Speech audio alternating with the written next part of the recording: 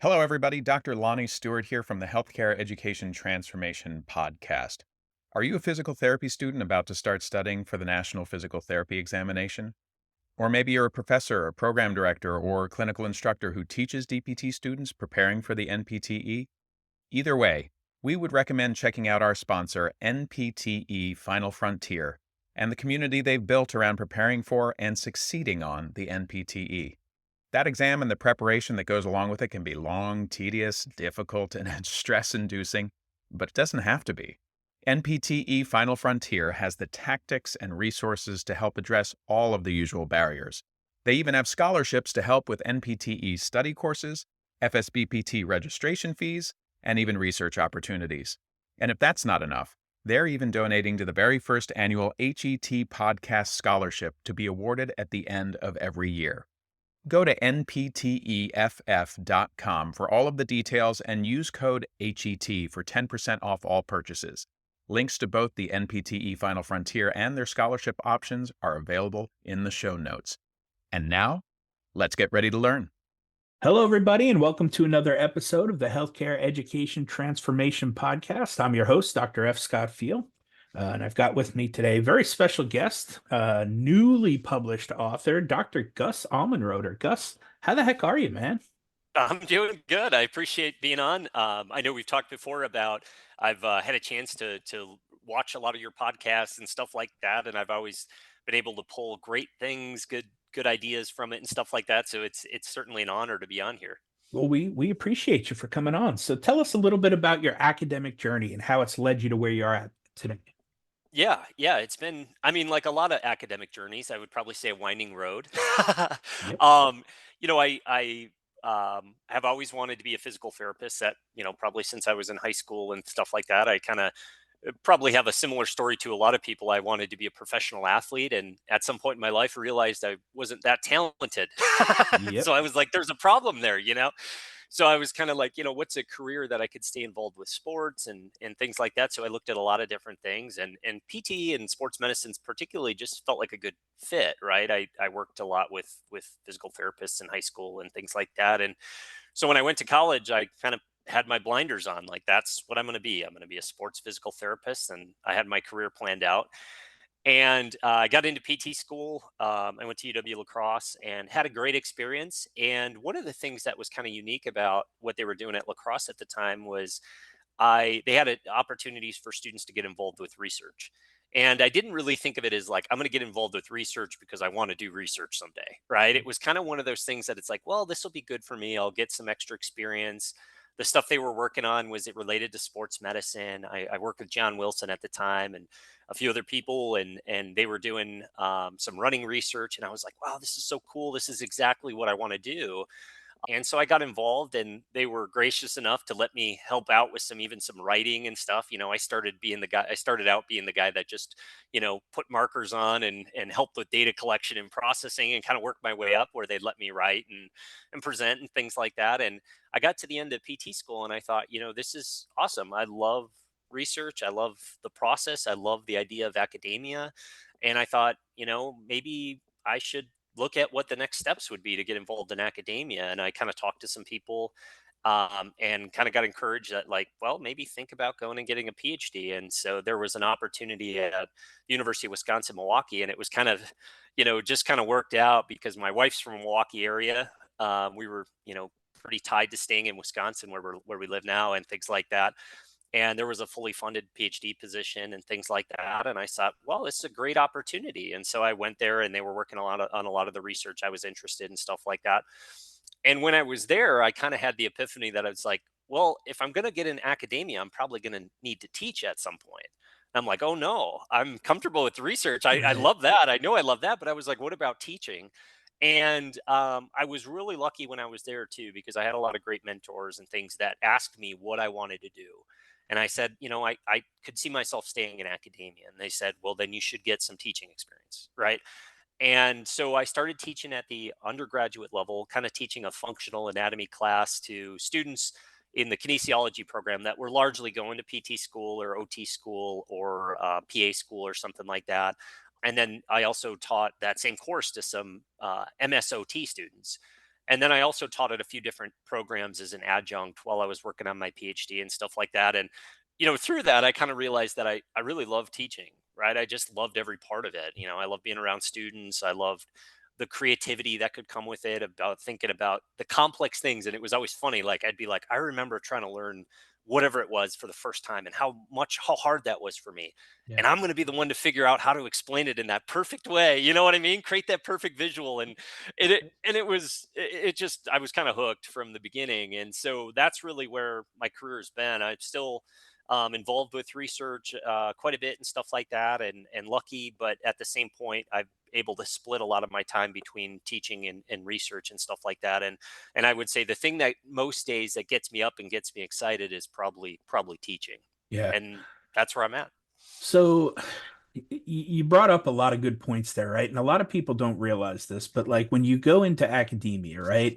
Your explanation was kind of a somewhat normal path that way, Hmm. right? Like for me, it was a little bit more roundabout way, but like a lot of people think like, well, I've been a therapist for 10, 15 years. I just know the stuff so I can go teach it, right? And like I'll just get a job in academia and I can teach, right? Well, that's not exactly the case most of the time. No. Me personally, I thought that I was told, no, no, no, going from clinical to academia is pretty drastic career change. Hmm. And I decided to ignore all of that advice and found out that they were indeed right. So I Right. don't know what I was thinking there. But, academia basically has three main pillars, right? It's got your teaching, it's got your research, and then it's got like service to the university or students, right? Those are basically the three pillars of academia, right? And I've found over the years that like you can't be great at all three of those. You just can't. Like Hmm. you Yep. can think you are, you can try as hard as you might, but you cannot be great at all three of those. You can be like really good at one and like so-so at the other two. You can be fair and pretty decent at two, but being great at all three is really tough. So you've got to kind of pick and choose which two of the three or one of the three that you're really going to lean into and really craft your skill at and be good at, right? Because I feel like all three of them are a skill set. They are an art form, right? And so, for me, I have an EDD, right? And luckily, I went through that EDD program because I was a rote memorizer. I didn't know how to Uh-huh. learn until I went through an EDD program, which is insane, right? But I was an Mhm. English major before I turned PT, so it was a very roundabout way to get there, right? Yeah. Over the years now, I've kind of realized, oh, it is an art form. Oh, you do have to learn how to teach. And I've loved Mhm. that part of it, right? So the teaching part and educating part has really grown on me. The research I really struggled with after my dissertation, but that's a whole nother story for a whole nother day. So I'm getting more and more interested in research, but it seems like the research I'm getting interested in is more educational research, which Mhm. is, a different form of research, not quite maybe as expensive as some of the PhD stuff out there, but it does take man hours and Yes. manpower to run the research in education. So my view and vision on it is that we've got to have a good foundational knowledge in how to teach, and then we can teach physical therapy or occupational therapy or speech therapy or anatomy, whatever it may be. But the root of what we do, especially at DPT programs, is we teach, right? Yes. And Yes. so I've seen a lot of like PhDs who are not great teachers, but they're great at research. And Yep. I've seen a lot of DPTs that are not great at research, but they're great at teaching, right? So like there is ways to kind of have, strengths in some of the pillars without some of the credentials yet. And so I feel like it can be something that can be worked on for sure, just like anything else. But you do have to kind of pick and choose your path, right? So obviously teaching seems to be one that's really been resonating with you lately. Tell us a little bit about how you would describe your teaching style or your flow. It's very personal, I know. Everybody's got a different style, but how would you explain yours? Yeah. And this has probably evolved like anything, I Sure. think it's evolved along the way. And at one point, I think early on when I first started teaching, I kind of saw myself as like, a dispenser of information, right? Hmm. Like I'm going to present the information to you. And I've always been, I think, good in some ways about presenting and creating nice slides and beautiful visuals and stuff. And I thought that's what teaching was, right? And I think over time I've kind of learned that it's like that's a good way to present and create visuals. That's not teaching, right? Right. And I've kind of gone more towards, I'm kind of your guide in this journey, right? And so, like, simple things, like, instead of just presenting an information, like, a lot of times, sometimes I'll teach like motor control or something like that. And instead of just saying, here's this motor control theory, right? And here's the elements of it, and here's how it could be applied or something like that. I'll try to, follow along on that journey with the student and say, all right, here's an activity where we're going to test out a theory of motor control, right? I'm not going to tell you how we expect this to come out, or it's just a little classroom experiment, right? And it's one of those things that I'll kind of explain the theory to them, but then I'll say, okay, based on this theory, how would you expect this to turn out? Right. And then we'll go through the experiment together. And it's kind of a fun process. It's a little more risky, right? Because there's Yeah. sometimes where it's like your results don't fit your theory. But I think that's even a great learning opportunity. But it's more, you know, of me just kind of being the facilitator as they kind of move forward and start to think about things and start to question things and be like, well, that didn't turn out. What are some reasons why it couldn't turn Mm. out? And my goal is kind of to get them students I work with to a point where they kind of, one, they still have that enjoyment and kind of a thirst for knowledge. Like, they see Yeah. how fun it can be to study these different things, right? Because there's so much we don't know. You know what I mean? And that we Yeah. can just poke holes in different ideas, and we can kind of continue to evolve. And it's like, so that's part of it. And the other part of it is, I think, besides just being more engaging, I think things tend to stick a little bit, right? When it's like, I've had a friend that always used to say, like, hands on, minds on kind of thing. And I think there's a lot to that. It's like when you're doing those Yeah. class experiments and you're looking at how did this turn out and how does it fit and why, I think those are the things that tend to stick more than me explaining something from a PowerPoint slide and stuff like that. And so I think that's kind of what I view myself as now, is not necessarily a dispenser of information. It's a guide. Yeah. You know what I mean? Forward as someone's learning and stuff like that. And that's probably been the biggest, over 10, 12 years now that I've been teaching in some form. That's probably been the biggest change for me. So that's probably a core thing that's a big part of my courses. Yeah, I love that because I obviously sage on a stage model doesn't really seem to work as well, Right. and we've been doing it for what, several hundred years at this point. Right. Like,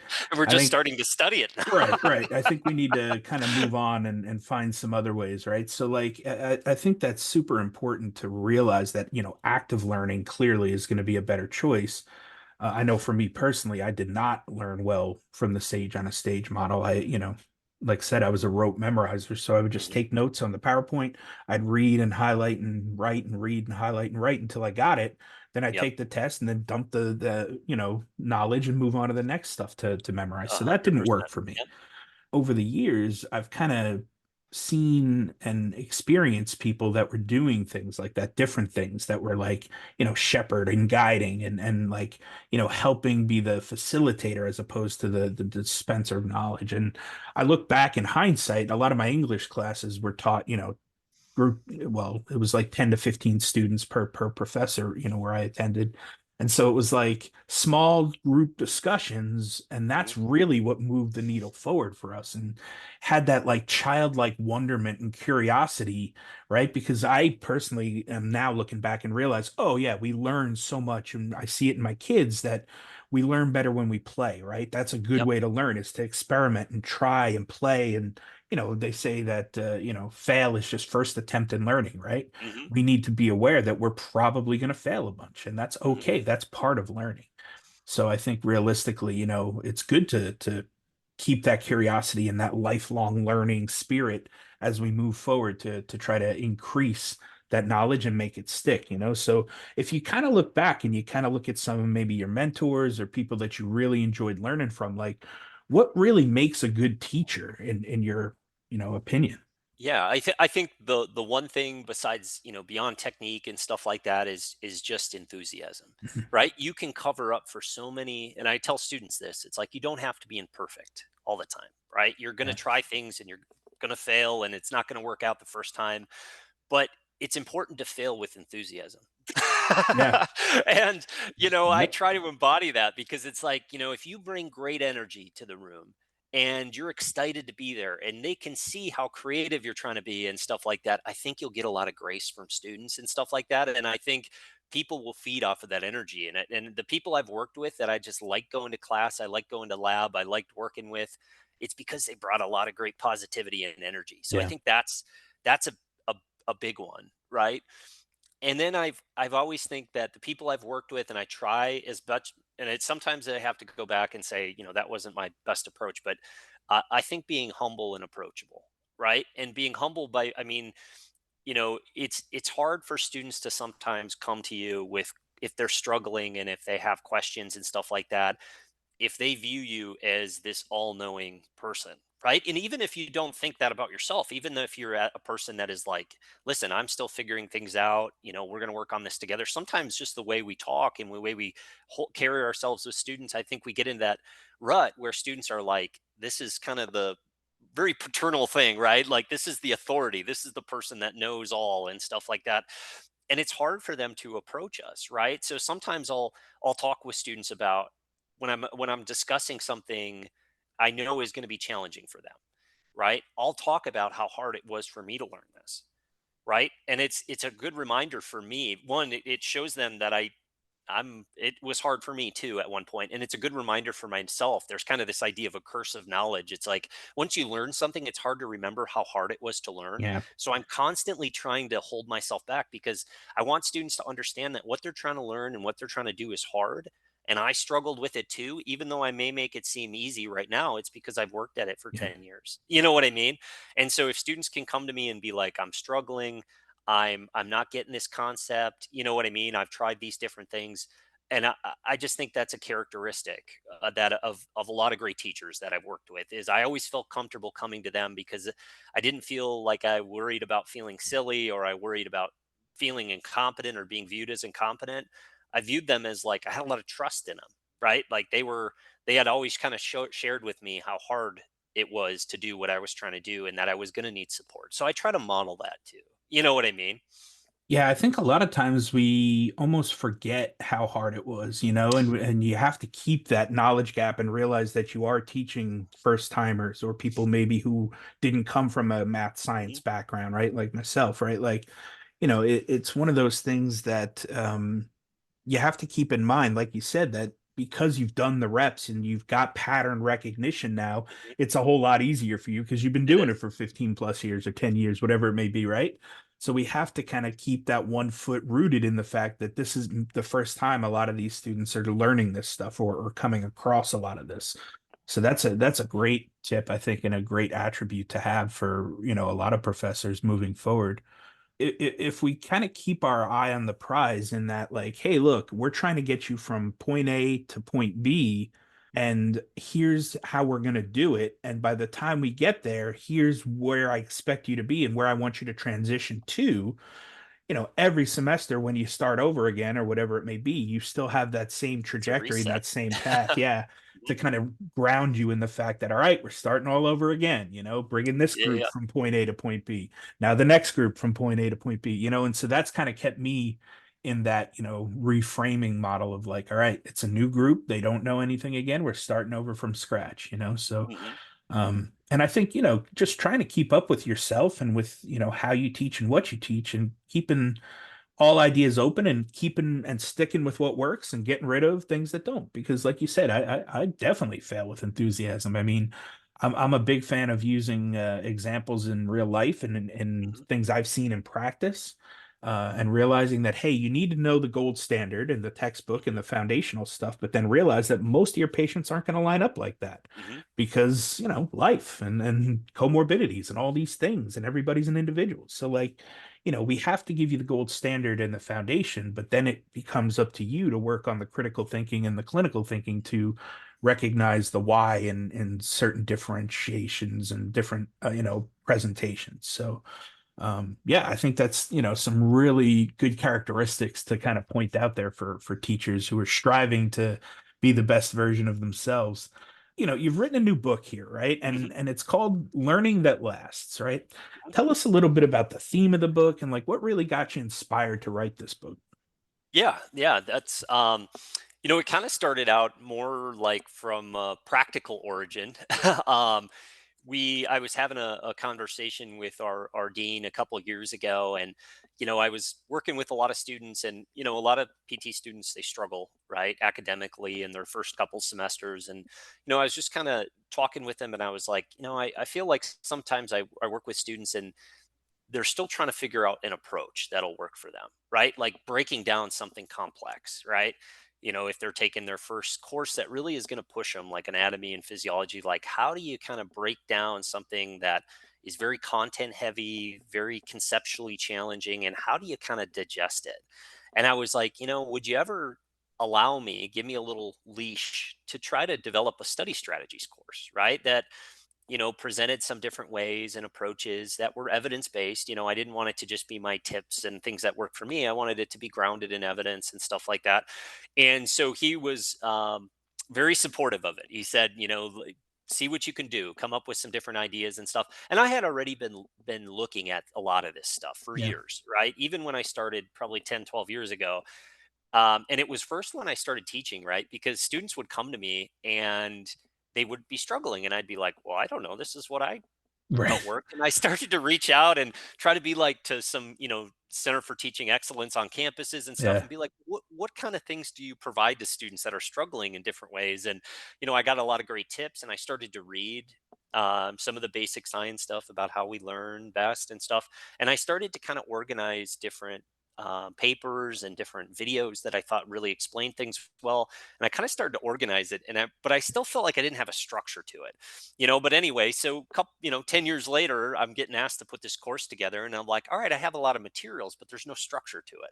So I kind of built a structure and started our first time we kind of fully delivered the course was last year. And the students were really receptive to it. We went through different learning, study strategies, learning skills, whatever you want to call them. Went through things like note taking, went through things like how to read, right? Active reading, Yeah. things like that, and even time management. We went through some of those things, and students were really receptive to it. It was kind of fun. I presented some of the evidence, but then I'd spend a little bit of time there, but then I would kind of go through, okay, this is what the science of learning kind of tells us. Now, how can we put this into practice? So that's a big theme of the book, is kind of like, okay, coming up with different strategies or talking about different strategies, kind of highlighting some of the evidence for why or to support it, right? And then tips for how to like put it into practice.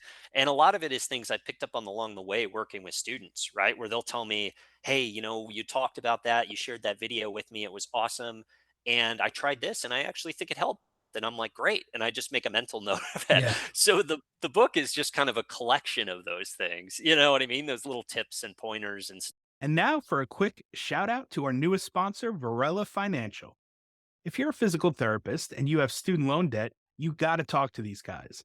What makes them unique is that they view financial planning like running hurdles on a track. And for PTs, the first hurdle many of us run into is student loan debt. Varela Financial will help you get over that hurdle. They not only take the time to explain to you which plans you individually qualify for and how those plans work, but they also take the time to show you what your individual case looks like, mapped out within each option.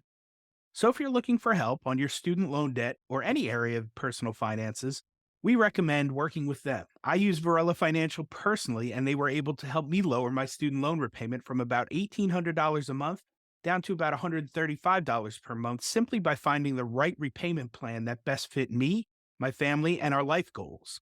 You can check them out at varelafinancial.com. Link is in the show notes if you need it for reference, and tell them the HET podcast crew sent you. And now back to the show. Yeah. Well, as somebody who has been recently diagnosed with ADHD, I needed literally every single one of those things. And I had to come up with my own techniques and strategies for what worked for me, because I didn't know back at, when I was in grad school that I had it. But now in hindsight, it makes total sense. I'm like, oh, all right, yeah. And literally, I had to come up with my own almost like survival strategies, which were literally time management skills and time yes. blocking, right? Note taking, like appropriate note taking, like reading, how to actively read. Like I would just like Yep. read and highlight, and I'd look, and the whole page would be highlighted by the Would be time I was done. highlighted I was like, what exactly. in the heck just happened? So, yeah, I definitely could benefit from all of those. But yeah, tell me a little bit about like some of your favorite like teaching techniques that really make the learning last and make those, that transfer of knowledge really stick for the students. Yeah, I very much lean into, the so-called testing effect, Mhm. right? We've always thought of testing as like a way to assess students, but it's it promotes learning, right? Like taking tests, answering questions, when you're retrieving things from memory and stuff like that, it's such a powerful facilitator of learning. And I kind of found that along the way, right? When I would take tests, it'd be like I would learn what I didn't know when I was sitting in the exam. I felt like I would go back a couple days later and review my exam and be like, I know that. You know what I Yeah. mean? Yep. So I try to lean into that, like, and because that's a very tangible thing I could do. Like for every one of my courses, I usually say if I present something or have students do an in class activity, I'll usually have a follow up quiz because it's like, listen, we went through this, put your notes away, and I'll try to time it out. So build in some optimal spacing. So it's like we have class on Friday afternoon or whatever. The quiz will open on Saturday or Sunday or Monday or whatever it may be, and you'll have time to do it. And it's just meant for you to kind of pull some of these concepts forward from memory because there's some magic that happens from a Yeah. neuroscience basis, right? That creates things that are helps think concepts stick a little bit more. And I've gone away from like trying to be too rigid with like, hey, there's a point structure to this and stuff like that. It's like all I ask is that you do it. Yeah. I'll give you Grades are multiple killing us, exams. man. Grades are worthless. Exactly. The I'm whole like, just grading system attempt has it. screwed up academia. 100%. And students look at me like sometimes when I'm like, you can take the quiz 3 times, right? You get 100 on all these quizzes, right? It's not about the grade, Right. right? It's the process of Yep. pulling that stuff forward from memory. And, so there's things like that I talk about in the book for how you can make that work as a student. But I think those are kind of big things that I do as an instructor because I think of all the evidence that's out there for different techniques and stuff like that, it's probably the most consistent that testing facilitates learning. You know what I mean? Yeah. So that's one thing that I really try to say, all right, I'm going to try different techniques and I'm going to try all these different things, but that's one thing that almost never leaves my classes. You Yeah. know what I mean? Yeah, it makes total sense. I feel very similar, and like I tell my students a lot of times, I really don't care about the grade that you make. Like, No. I want to know, did you leave my class with more knowledge than when you came in? Hmm. Did you learn something or take away something from my class? That's what I care about because again, at the end of the day, you're going to need this body of knowledge that you learn to then apply to your NPTE exam and then eventually to real life. So like the grade is like it doesn't really matter to me as much, but we have to have some way You to, have to. assess and show that the knowledge has been, kind of gotten from the students and transferred to the students. And I think a lot of what we're seeing is now a movement toward competency-based education, Yes. which Yeah. I feel like is good. Healthcare, a lot of the healthcare fields have been doing that, and we're a little bit behind the times in that, but it seems like we're moving that way anyway. So I think that'll be good. I think that'll be a little bit better. It won't be as rigid on the grades. It'll be like, hey, are you competent enough to perform the things you need to and then move on to the next level? So I'm excited to see where that takes us in the future. Me too. Um, And I really did try to, in the book, I tried to highlight what you kind of just said there that, as a healthcare provider, it's true of every profession or whatever your major is and stuff like that. But I think it's particularly true in healthcare that it's like you're not just learning to pass the exam, right? yeah. Your tests are going to come after you're done with your formal Yeah. education, right? With every patient interaction, you know what I mean? And it's like once you get into that mentality, you'll be like, okay, I've got to do well enough academically to stay in good standing and keep moving forward. But I've got to take some strategies that are going to help me retain some of these core concepts. So that's where I tried to highlight in the book is it's not trying to they're not hacks, they're not ways to get around an exam or something like that. It's trying to leverage the science of learning for things that are going to create meaningful learning. You know Yeah. what I mean? Usable knowledge, that kind of thing. So, Yeah. and I hope that came through in the book because I kind of agree with that too. It's like it only matters if you can take it and use it moving forward. Yeah. You know Yeah. what I mean? The rest of it, it's like, and we've all been there, right? We've got a lot of education over the years, and there's so much stuff that's just fallen to the wayside. Sometimes I'll hear students talking about courses that I'm, not teaching, just in breaks and stuff. And I'll be like, I hear a term and I'll be like, I knew what that was at one Yeah. point, Yeah. but it's gone. You know what I mean? Yeah. And, it's one of those things that I think it's a good mentality that sometimes takes students, I think, a while to get into, right? Because they've Yeah. been, a little bit coached up at the Yeah. undergraduate Conditioned. level, conditioned a little Yeah. bit. And I think it takes a while to undo that a little Yeah. bit. Yeah, like I said, man, we need to go way back and really take a long, hard look at our current academic system and how we can fix it, make it better. But because it shouldn't have to be on higher education or graduate level school to undo all of that. We really Oh, need to start from the ground floor and work our way back up and build the infrastructure again. But luckily, it's above my pay grade, and there's bigger, better minds out there doing wonderful work to try to figure that out. So, right, in the right. meantime, we have this podcast here to kind of give our little introspective takes on things and really kind of, ask the experts what they think is broken and how they're going to fix it. So, And it's funny, I have two little ones. My daughter is in like first grade, and it's so fun. She's learning to read now and stuff like that, and taking home, she'll bring home her books and stuff like that. And she's so excited about learning. And she tries, right? She's not afraid to fail. She'll keep trying. And I think part of my wife and I encourage that. But I'm like, when does that stop? You know what I mean? And yeah, how do we make it not stop? Where they still are curious and they still love it for the sake of learning, not for getting a grade and stuff like that, or not getting a star on her on her paper. You know what I mean? At this point, she just wants to know things, right? And I'm like, how do I keep that going? So that's for another day. right, But right. it's interesting, as you see your kids grow up, you're like, oh, how do I keep that alive? Yeah, for sure. Well, Gus, thank you so much for taking the time to come on and kind of share your knowledge on teaching and learning and the new book and stuff. We ask all of our guests this one final question, and that question is, if you could change one aspect of higher education, whether it be DPT or otherwise, what aspect would you change and how would you change it? Yeah, that's a good question. One of the things, and I've been at a few different places, and I know different universities encourage different things. They have different missions and stuff like that.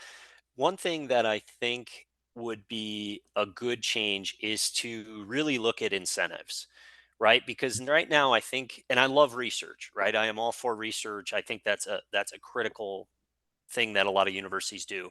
But I think in some areas the incentives for great teaching have gotten minimized too Mm, much. You know what I mean? Like it's for at a lot of places. One friend of mine who was kind of a mentor, and they meant to say that they said this, and it was a great tip. But they kind of gave me the advice about not focusing on my teaching too much, and ignored it. I've taken a lot of their other advice, but I've yeah, ignored it. But they said, you know what? When it comes to teaching, good is good and great is good. What they meant is that it's like there's not a lot of incentive at a lot of yeah, places to really be outstanding as a teacher. Just be good enough and make your scholarship, yeah, right? Your research is really what is going to drive, your standing at the university. And I always looked at that and I'm like, students think differently, I think, oh a lot yeah, of times, right? Because they're here for the instruction. They love to be I think a part of a campus that has a lot of high-end research activity going on and stuff like yeah, that. but But in their day to day, they want great teachers. yeah, And so sometimes I think that the university structures, I think the incentives are off a yeah, little bit. You know what I mean? So that would probably be the main thing, is like making a good home for really great teachers. yeah. You know what I mean? Yeah, well, I mean, you've got, course reviews, right? Like at the end of Mhm. a semester, your students evaluate you, right? And like a lot of the students don't even realize that only a percentage of your day is spent and focused Is on doing teaching, that. right? Mhm. So Mhm. like they think everything revolves around their course that you're teaching, and that's it. You're just Mhm. all in on that. And it's like, well, okay, but I've also got a huge group of students that I mentor and that I, am an advisor for. I sit on several boards and chairs and committees, right? Oh, and then I'm also doing research, right? So like it, I don't know that they come in knowing that your professors are, broken up into several Yes. different categories that they're working on all the time, And so, yeah, I think getting great course reviews and being a really good teacher, if that's like the pillar you're going to focus on, should be Mhm. incentivized in some way, shape, or form. Um, because yeah, I mean, fortunately and unfortunately, a little bit like our university doesn't put a huge focus on research. It's kind of expected. You need it for we don't have tenure, but we have um, a Promotions, right? promotion Yeah. track, right? Hmm. So I think you have to perform X amount of research over the course of 5 years or so, right? And Hmm. so, yeah, you've got to get that done, right? But it's not necessarily the primary focus for the university, and that may change. I know they're putting a heavier emphasis on it now, but if we look at the bigger picture here, like, letting people lean into the pillar of academia they're great at and they want to be great at should be incentivized, no matter which one it is, Which it is, right? exactly. And I think, if we really look at, how to become the best version of yourself in, whatever pillar that may be, you need support, from your university, right? And so obviously, like, if you have tenure track, if you have R1 universities that are pushing for more and more and more research, well, yeah, that's super important, right? So then maybe you go to that university if research is your thing. But if we look at it, right, CAPTI is giving us this arbitrary number that Mhm. 50% of faculty have to be terminal degrees, Yeah, right? yeah, yeah. When like we talked about earlier, like I've seen PhDs that are not great teachers and I've seen Hmm. DPTs that are great teachers. So, Hmm. how is that, necessarily a standard that we need to follow when, I would just really rather have great teachers in there educating.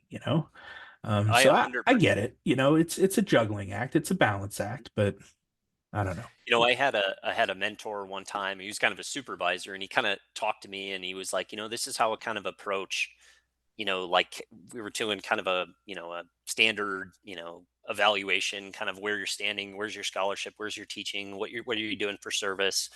His approach was like, we talked about it, we filled out the form, we did that, but then he kind of had went the off the script a little bit, and he was like, what's a great day for you?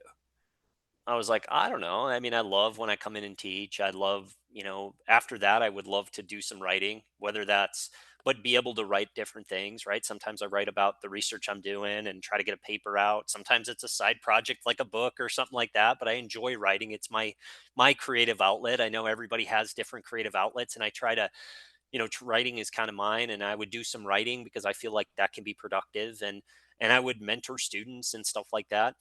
And he's like, well, then we've got to make sure that most of your days look like that. And it was a really like inspiring thing because it Yeah. wasn't like you're doing 60% this, 20% this, 20% this, or whatever. It was like, all right, you're meeting the standards. Now let's make sure we tailor your job to what you are good at and what you love doing. And if I'm ever in a leadership position in academia, I mean, that's probably going to be my approach. You know what I mean? Is Yeah. that conversation, because I left that meeting feeling really good about where I was. You know what I mean? So, Yeah, I mean, do more of what makes you happy, right? I mean, mhm, that's I think, if we kind of look back at the whole discussion we just had, right? Like if your goal is to get really good at something and become an expert and authority on this, your journey is toward mastery, right? mhm, And it doesn't ever end. You don't like no, just get to a point and finish, right? Like you're probably not going to become the Michael Jordan of mhm, teaching or of research or whatever, right? You might, and if you do, great, kudos to you, but it's mhm, the journey along the way to trying to become the best version of that thing that you can. And that mastery, that journey of mastery really leads to happiness, I think. I mean, mhm, that's something that I've been really crafting, a message around over the last couple of years, and it'll probably be my next book is just, how expertise and authority can really, set us free in a lot of ways, mhm, because you found your thing, man. mhm, You're leaning into it now and you're happy that you're doing it. And mhm. every step along the journey just makes you happy and makes you, you feel fulfilled. Yeah. And it's like and we kind of talked about this before too, is like what gets you excited in the Yeah. morning, because it's like you're going to be good and you're going to stick to things that you love and you're passionate about and you're excited about. Like external reward systems to some extent, like, oh, I've got to get tenure, or I've got to do Right. this, or I got to do that. They're kind of they'll motivate you for a little bit, but Yep. it's like, what is that thing that's going to keep you driving 10 Intrinsically. years? Yeah. Yes, exactly. It's like, you got to find that, and you got to find a place that supports that, and you got to find people around you that are going to encourage you and support you, and talk about you in positive ways when you're not in the room, to get your name out there and stuff. And so you find that place, and I think anybody can be successful. I think people take off when they're in those environments. Yeah. You know what I mean? Oh, And that 1000%.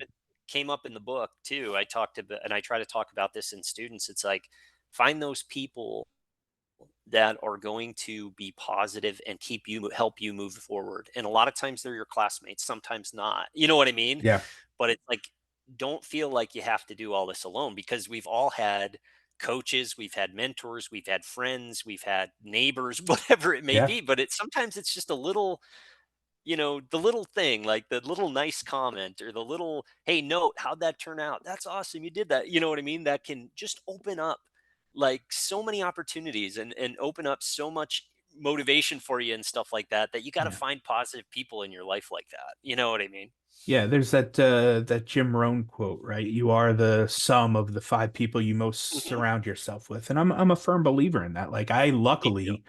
I left my ego at the door a long time ago, right? I Hmm. knew going from English major to PT was going to be difficult, so I Hmm. just said the hell with it. I'm going to ask for Hmm. all the help I can get from all the people, anybody who will help and support me. I'm on board. I'm coachable, show me how to succeed in this because I know I can't do it by myself. Like I know it's a pretty big undertaking to make that kind of shift. So ever since then, like I said, ego's been at the door, and I've taken all sorts of help and learned from every experience I can, from students to mentors. Hmm. So Yep. it's been an enlightening journey for me, and I'm very fortunate. I'm blessed. It's been a great career thus far, and look forward to the rest of the journey. Good things to come for Yeah, sure. yeah. Well, Gus, the name of the book is Learning That Lasts. Where can people find that book if they want to do a deeper dive on it? And where can they find you on the internet or social media if they want to reach out and have follow-up questions for you? Yeah, probably the easiest place to get access to the book is through Amazon. My last name, Almonroeder. Fortunately, it's one of few, Yeah. right? So you can search that, and learning that last, and it'll come up in Amazon and stuff like that. As far as social media, I should be more active on social media. I'm on LinkedIn, and that's probably where I post when I do updates, when I publish a paper or publish a book, or connect with people and stuff like that. So LinkedIn's probably the best place to get me. I try to check it every day. So Awesome. We'll drop all those links in the show notes so everyone can find awesome. the book and you easily. Gus, thanks so much, man. It's been an absolute pleasure chatting with you today. Yeah, this has been so fun. Like I said to start, I mean, it's kind of an honor to be here, because I've always enjoyed listening, and got some great insights from the podcast and stuff like that. So it's kind of fun to be on the other side of it this time. Awesome, man. We enjoyed it. All right, thanks. Hello, everybody. Dr. F. Scott Field here, and we don't do this nearly enough. I wanted to thank you as an audience for being here, for listening to the shows. Without you guys, we wouldn't have anybody to geek out with over education and learning and teaching and educating. So, thank you for being here, for being faithful listeners over the years. Also, if possible, we'd love to ask a favor. We don't do this often, but if you could leave a rating and a review on Apple Podcasts or Spotify or wherever you listen to this podcast, we would greatly appreciate it. It helps boost our rankings and our algorithm, and really just helps get this message out to more people out there in healthcare education who may need, some of the episodes and the experts that we interview. So if you could, like I said, leave a rating and review, we would greatly appreciate it. And we will see you on the next show.